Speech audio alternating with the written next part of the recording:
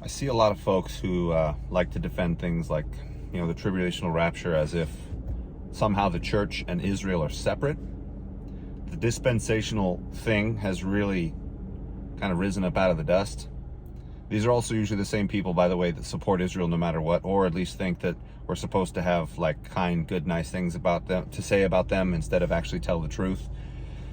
It's all a big trick of Satan. That being said, it's very clear from a few different passages, specifically, Romans 11 is pretty, on the face, like how it is, the natural branches were broken off due to unbelief, right? So any and all who are part of Israel that chose not to actually be part of Israel by trusting in the Savior God and his Messiah when he came, they're pictured by Paul as being broken off. Romans 11:17. If some of the branches have been broken off, and you, though a wild olive shoot, have been grafted in among the others, and now share in the nourishing sap from the olive root, do not boast over those branches. If you do, consider this: you do not support the root, but the root supports you. But you will say then, branches were broken off so that I could be grafted in. Granted, but they were broken off because of unbelief, and you stand by faith. And then he reminds them not to be arrogant, but be afraid, that this is based upon God's mercy and not upon any works that they're doing. The same thing Paul always says, that faith is it's always been the basis of being a part of the true, eternal, forever with God Israel, right? If that were not the case, the clear picture in Revelation would be one of, Gentiles outside of Jerusalem, and everybody else who is not a Gentile would be in Jerusalem. But that's not the case at all. In fact, the entire bride, everyone who is resurrected from Adam and Eve all the way up to the last to believe before Christ gets here, we have a home in the eternal Jerusalem. And we're the ones who are a part of the bride once he returns, right? So, and it's noted elsewhere, in Christ, the Jew and the Gentile are one. But let's see here. John goes out of his way in John 15 specifically to talk about the vine and the branches, right? Christ is the true vine, and his Father is the gardener. This is verse 1. He cuts off every branch in me that bears no fruit, while every branch that does bear fruit he prunes, so that it will be even more fruitful. This is a picture, by the way, and this is something that I don't get.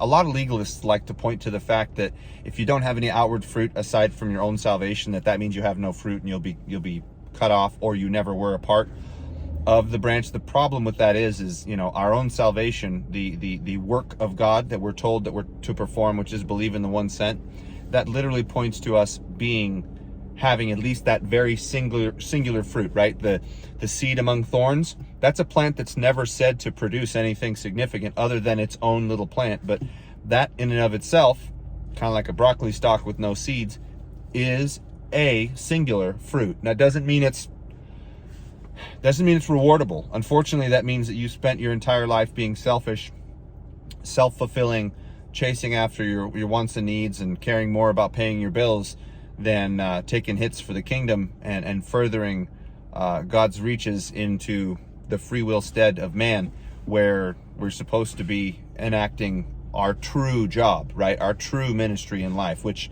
comes from the Spirit after faith and growth in the Word. That explains, by the way, why he prunes the branches that are left so that they will be even more fruitful. Let's see here. Verse 4. Remain in me and I will remain in you. No branch can bear fruit by itself. It must remain in the vine. Neither can you bear fruit unless you remain in him. I am the vine, you are the branches. If a man remains in me and I in him, he will bear much fruit. Apart from me, you can do nothing. If anyone does not remain in me, he is like a branch that is thrown away and withers. Such branches are picked up, thrown into the fire, and burned. The truth of the matter is Christ he's the King of the Jews, so he is like the root. There is no separation between Israel and its king. Just the same way there is truly no separation, truly now and in eternity, between those who believe now and those who were of Israel then who believed.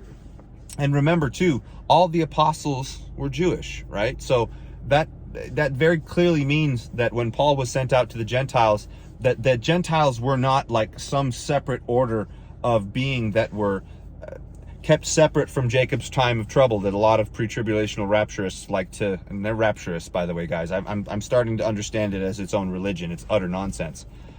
But the truth is to see the dispensations, and I guess that's a word you can use, but the dispensations of God's truth and how they've changed and what direction they've gone are all still the exact same truth.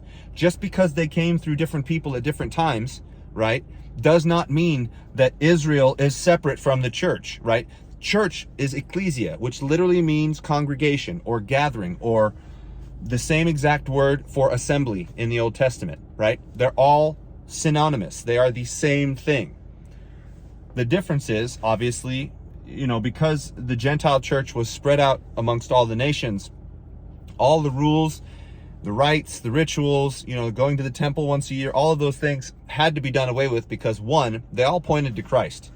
And two, the likelihood, or the ability rather, of all of these people to be able to maintain a pure Christ-centered faith and follow all of these, now that he has come and completed them, silly rules. Sorry, Judaizers, whatever you want to call yourself. You probably call yourself like Torah followers or law followers or some silliness. Anyway, there is no separation, guys. He really did, as Paul said, break down the wall of enmity between Jew and Gentile for a very good purpose, right?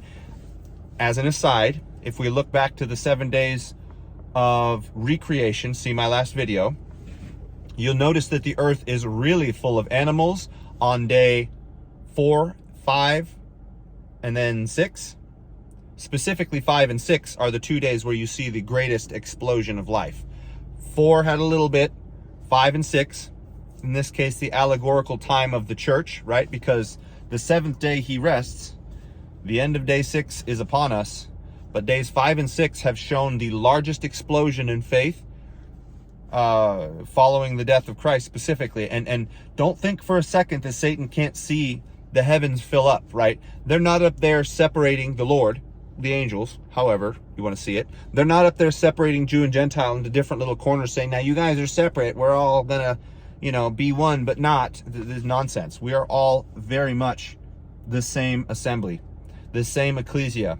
And in fact, there's no mention of any separation in the New Jerusalem except by rewards. So in other words, just the same way there are 3 levels of crowns, that even the highest level of achievers, the seed among good soil, right? 30, 60, 100-fold. There is variation in all of these things. And not once did the Lord go out of his way to say only Jews can be this and only Gentiles can be that. Never once does that happen. We have to do away with, it's borderline racist, guys, honestly, if we're being completely honest here. Like, the fact of the matter is, the 12 tribes were scattered, right? There were some tribes that perhaps managed to maintain a little bit more homogeneity throughout the ages, but the true facts of the matter is, there's a good chance that everyone that I'm speaking to has at least the tiniest little modicum of some genetic trace that came from the 12 tribes. And even if you don't, it doesn't matter. So, just wanted to address that. It really is a foolhardy thing to think that God is going to be going out of his way to telling us telling us all of these things about how we're all one, Jew and Gentile the same. He is the root. We are the vines coming off the root. And don't think for a second, by the way, that the Jews had to be broken off for us to be engrafted in. It's just that the Lord promised very much that his salvation would go out to the Gentile nations all throughout the Old Testament. I think at least 4 or 5 good notable times, mostly in the prophets, Isaiah, Ezekiel, Daniel, and so on. And this all had to happen. But the truth of the matter is, to think that we are somehow separate or more special than any of the prophets in the Old Testament is ridiculous. Just the same way we're all going through the tribulation, we are very much one assembly, and we need to remember these things, and we need to not fall for any of this. Paul was to the Gentiles, everybody else was to the 12 tribes. Nonsense. That's just exactly what it is. Foolish nonsense. Anyway, just wanted to address that. When James was talking about the 12 tribes, he could have just as much been talking to any of us who are eventually subsumed into the 12 tribes. Because again, what's in the New Jerusalem? 12 tribes. That doesn't mean that all of the Gentiles live in the corners of Jerusalem and all the 12 tribes live in the center. No. There's no distinction being made, and we need to accept it. Anyway, I hope you guys are having a good day. It's really beautiful here. It's finally spring. I know you can probably see in the background there's no snow on the ground. It's almost it's over 80 degrees. It's crazy. I hope you guys are enjoying yourself. I hope you're out there fighting the good fight. I hope you guys are out there being tested, and I hope you're having a tough time, because that means you're growing in the Lord. This is something we need to understand, guys. If we're making inroads, life is hard. Even if it doesn't seem like it from the outside, this is a very rich nation we live in. I'm talking about Americans, Babylonians, because this is Babylon, guys. Mystery Babylon is the United States. I'm just going to keep saying it. Anyway, I'm not going to get into too many other subjects if I can help it. I hope you guys have a great rest of your day. Comment down below, like, share, subscribe, yada, yada. Share with your friends. This is not a big channel. I will never explode, but I really appreciate the few of you who are watching. I really hope it's edifying and helping you grow. I'm hoping all the time that, I know this is unpopular stuff. I know this is not things that, people line up for in mass, but I also know that the few of us that are listening and paying attention need these things buried deep in our heart, especially for what's coming. And when we see the 144,000 out and about, we need to be ready and willing to help out, because they're very much our brethren, just the same way all of the prophets were, and we should be ready to suffer like them, and we should not be thinking we are any different, we are different or any more special than them, that we should be kept from the tribulation. Anyway, talk to you soon.